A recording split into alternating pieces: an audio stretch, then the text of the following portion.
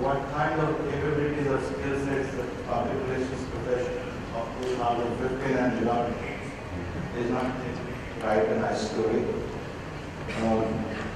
or correct grammar or English, that is important, but Modi doesn't speak great English either.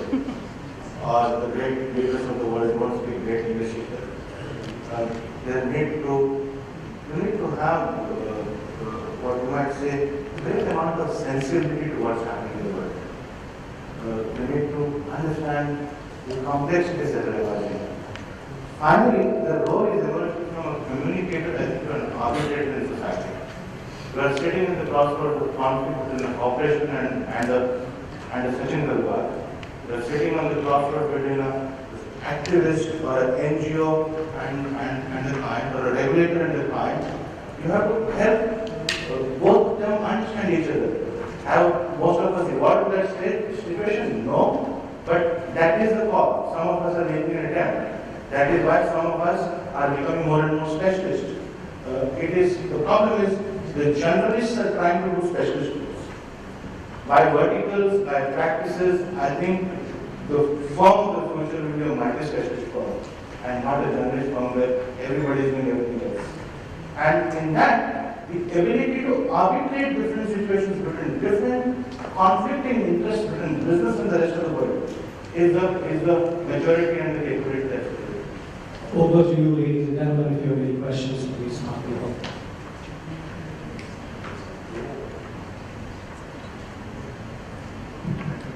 Thanks, guys, for a wonderful discussion. Start the caveat. I go back a long time to be partner advisory in the last 14 years, right? And we've gone through tough times and good times together. To reply to Anurag's observation to start with, he said, to a corporate communication professional who wants to be a CEO.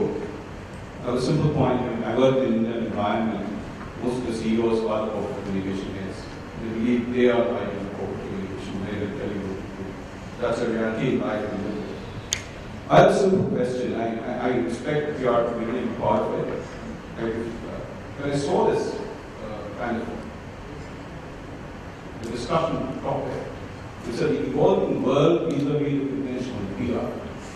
I was a little surprised. The world has evolved for ages. How do you assume PR hasn't evolved? And say it's just conventional. What's conventional? And we heard the entire discussion. And there seemed to be an admission that we are yet to evolve.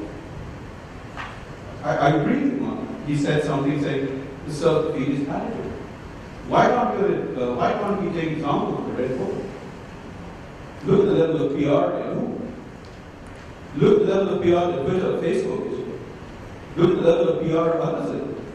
I mean, why are we talking PR hasn't evolved? Could you ask us the question? No, that is the question I'm asking all of you. What is PR? Are we accepting the fact that PR is conventional and needs to evolve? Or it is evolving?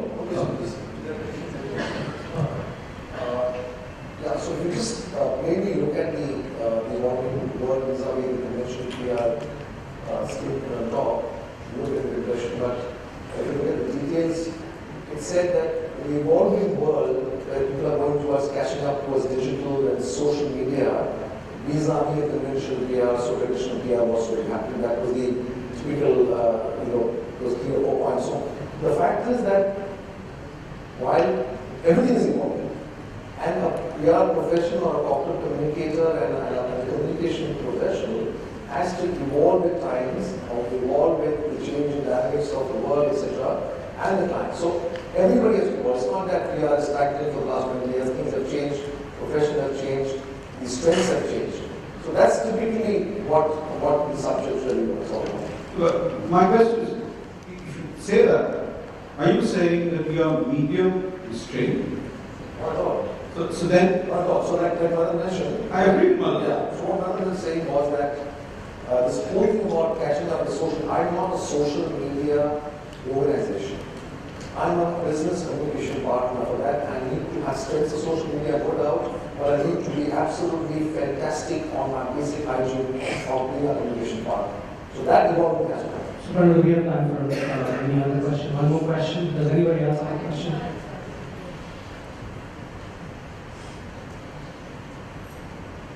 I think by the time you all find a question, I just have one comment to make, which the whole conversation, I think, really didn't do justice to the evolving world versus the conventional PR. The moderator really took us through what were the issues between. So I think the way we should have really handled this should have been more focused to the topic that which I'm just seeing over here. While what we have really discussed is what are the issues that client expectations on PR in general vis-a-vis the advisory firms who are giving that input. So I think with due apologies that was the tone that we were asked to really debate on. So your question really gave me that cue that we have probably not answered that question. In a one-liner, I would say smart PR is here. There is no question on that we are really evolving PR.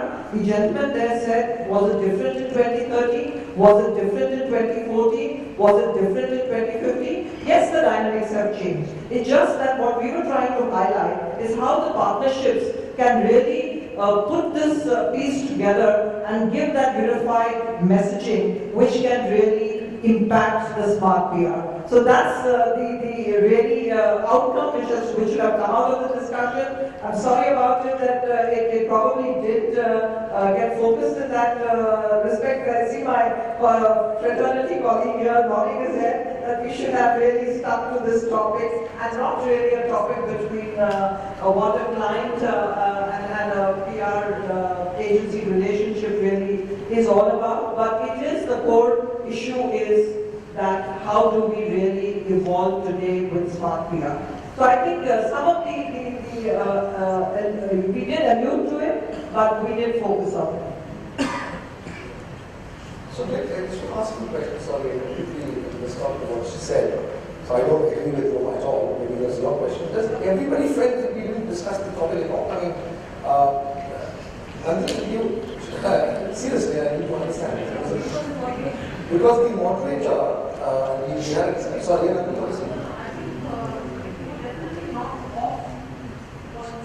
yeah. So while I think they might have a valid question, but to me, I think this whole evolving theory, etc., we can keep changing the topics. But what we discussed was three things. A, is there an issue between client and agency in terms of expectations? And I think that really answers the evolving world and what was over what it is now. Number two, we didn't have time for case study, but I think everybody had 30-second case studies on how smart PR is really working. And lastly, what are the future sightings? And I think the moderator did a damn good job in briefing us last time and certainly to understand this. And the last thing was future sighting, which I think everybody answered, at least most of us answered, on how are we preparing our brand managers to be in the shoes of a CMO or a CEO or a brand manager to take on and be a part of the extended marketing team and not just a PR agency who can wait from 3 o'clock to 7 o'clock and say, oh guys, you're still here? Okay, we'll just have some coffee and join me later. So I think we got that.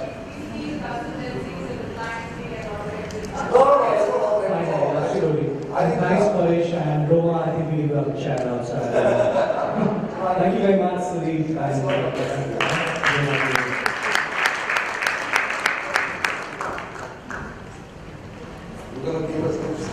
Yes, I am indeed. Thank you so much. And finally, we did see some fireworks. Thank you. Thank you all so much. I request Mr. Atul Ahluwalia from Weber and Champion to please come up on stage and hand over a token of appreciation for this wonderful panel here, to have taken the time for being here and sharing their thoughts. Of course, we want to listen to those 30-second case studies, at least I do definitely. And what are the lessons that we learned from the morning? Indian subcontinent, karma plays very important role, and if you don't clap for people who hear, nobody's going to be clapping for you. Guys, some energy!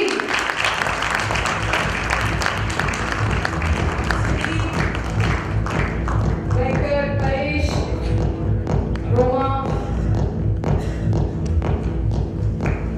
Mr. Karan,